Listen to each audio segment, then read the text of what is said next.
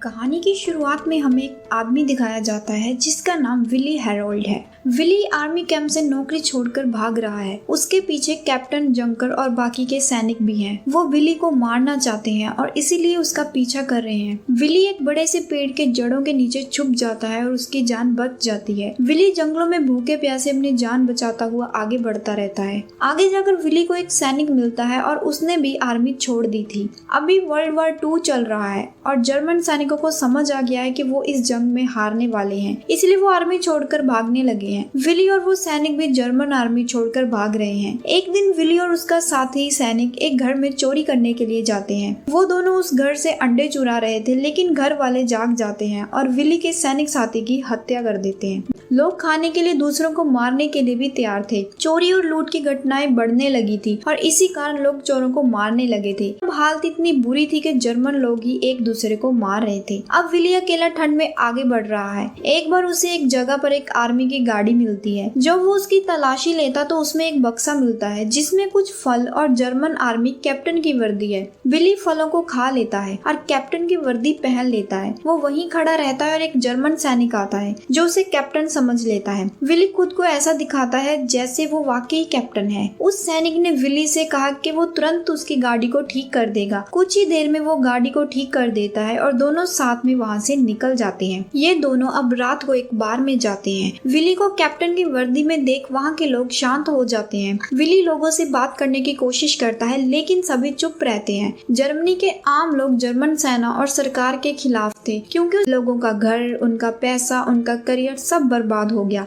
Willie सबको दिलासा दिलाता है कि जर्मनी में अब लॉ एंड ऑर्डर है और जिसका भी जितना भी नुकसान हुआ है सबकी भरपाई होगी। वो लोगों से उनके नुकसान के बारे में पूछने लगता है और सब अपने अपने नुकसान के बारे में बताने लगते हैं। बार का मालिक खुश होकर विली और उसके साथ गए सैनिक को खाना भी देता है। रात को बार में एक चोर घुस जाता है जो खाना चुराने आया था। विली उसे गोली मार देता है। दूसरी सुबह विली और उसके साथ आया सैनिक वहाँ से चले जाते हैं। रास्ते में उन्हें एक घर दिखता है। जब वो दोनों अंदर जाते हैं तो वहाँ उन्हें 3 जर्मन सैनिक मिलते हैं जो उन घर वालों को परेशान कर रहे थे। विली उनको ऐसा करने से मना करता है और कहता है कि वो कैप्टन है और एक सीक्रेट मिशन पर निकला है और उसे सैनिकों की जरूरत है। अब ये तीनों सैनिक विली और उसके साथ आए सैनिक के साथ मिलकर वहाँ से चले जाते हैं। जंगल में जब ये 5 जा रहे होते हैं तो उन्हें 2 सैनिक और दिखते हैं जो कि एक बड़ा बंदूक लेकर जा रहे थे। असल में जर्मन की सेना पूरे तरीके से टूटकर अलग हो गई थी और सैनिक सेना छोड़कर भाग रहे थे। वो दोनों सैनिक अब विली के ग्रुप के साथ मिल जाते हैं। कुछ दूर जाने के बाद विली की गाड़ी का पेट्रोल खत्म हो जाता है, इसीलिए वो सभी सिपाही विली की गाड़ी को खींचकर आगे ले जा रहे थे। तभी वहाँ उस इलाके का कैप्टन अपनी गाड़ी से आ जाता है और उन सभी को बंदूक की नोक पर रख लेता है। अब वो दूसरा कैप्टन सबके पेपर्स चेक करने लगता है। वो विली के पास जाता है उसके पेपर्स चेक करने के लिए, लेकिन विली कहता है कि इससे बड़ी बेइज्जती तो हो ही नहीं सकती कि वो एक कैप्टन है और उसे भी अपने पेपर्स दिखाने के लिए बोला जा रहा है। विली कहता है कि वो एक खास मिशन पर आया है जिसे खुद हिटलर ने करने का आदेश दिया है, लेकिन उस इलाके का कैप्टन अब भी विली के पेपर्स मांगता है। इस बार विली पेपर्स निकालता है, लेकिन दिखाने से पहले उस इलाके के कैप्टन से कहता है कि वो भी एक कैप्टन है और उसे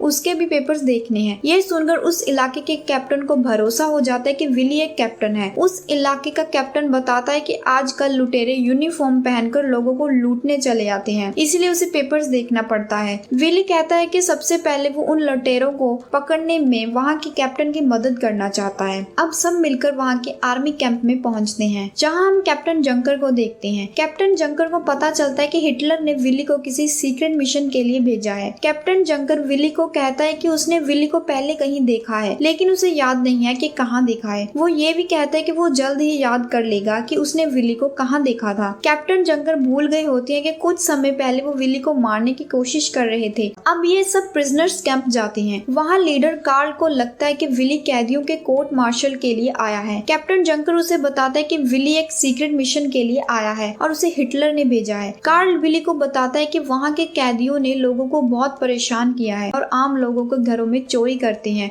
और उन्हें मारते पीटते हैं। सरकार ने अभी तक कोई आदेश नहीं दिया कि इनके साथ क्या करना है, इसलिए हम इन्हें मार भी नहीं सकते। विली कहता है कि वो इस मुसीबत का हल निकाल लेगा, लेकिन पहले उसे उन कैदियों से मिलना होगा। कार्ल अब विली को जेल के अंदर ले जाता है और कैदियों के पास छोड़कर वापस चला जाता है। विली के साथ आया हुआ एक सैनिक कैदियों को बुरी तरह पीटता है और उनके पैसे भी छीन लेता है। अब विली कार्ल के पास जाकर कहता है कि उन्हें इन कैदियों को मार देना चाहिए। कार्ल को फेंस के पास गड्ढा खुदवाने के लिए कहता है ताकि वो उन सबको मरने के बाद वहां दफना दे। जेल का वार्डन कुछ सैनिकों को गड्ढा खोदते हुए देख लेता है। उसे विली पर शक होता है, इसलिए वो विली के पास जाता है और उसे कहता है कि सीनियर डिपार्टमेंट से उनको कोई ऐसा नोटिस नहीं आया। विली कहता है कि उसे हिटलर ने भेजा है और वो जो चाहे वो कर सकता है। वार्डन विली से उसके पेपर्स मांगता है, लेकिन विली उसे कहता रहता है कि उसे हिटलर ने खुद भेजा है। वार्डन अब अपने सीनियर डिपार्टमेंट में कॉल करके विली के बारे में बताता है और कहता है कि विली सभी कैदियों को मारना चाहता है। सीनियर डिपार्टमेंट से खबर मिलती है कि उन्हें सिर्फ एक दिन तक का इंतजार करना पड़ेगा और वो खुद आकर विली के बारे में जांच करेंगे। इधर कार्ल विली के फैसलों से बहुत खुश था। वो सीनियर डिपार्टमेंट में कॉल करके विली के बारे में समझाने लगता है और कहता है कि विली को हिटलर ने एक सीक्रेट मिशन पर भेजा है और उसकी ऐसी जांच करना हिटलर की बेइज्जती के समान होगा। अब जेल के वार्डन को सीनियर डिपार्टमेंट से कॉल आता है और वो कहते हैं कि हिटलर ने विली को पावर दिया है और वो जो चाहे कर सकता है। 30 कैदियों को गड्ढे में ले जाया जाता है और उन्हें गोली मारकर उनकी जान ले ली जाती है। रात को फिर से 30 कैदियों को उसी गड्ढे में गोली मारकर उनकी हत्या कर दी जाती है। वार्डन ये सब देखकर परेशान हो रहा होता है, इसीलिए वो सीनियर डिपार्टमेंट में कॉल करके कहता है कि उन्हें जो कुछ विली के बारे में पता है वो उसे सब लिख कर दे। वार्डन बहुत परेशान हो जाता है और शहर जाने का फैसला करता है क्योंकि अब उसके पास कोई पावर नहीं थी और कोई उसकी बात नहीं सुन रहा था। वार्डन को विली पर शक था क्योंकि उसने विली के पैंट को देखा था जो उसके साइज की नहीं थी और विली जो भी कर रहा था वो गैर कानूनी था।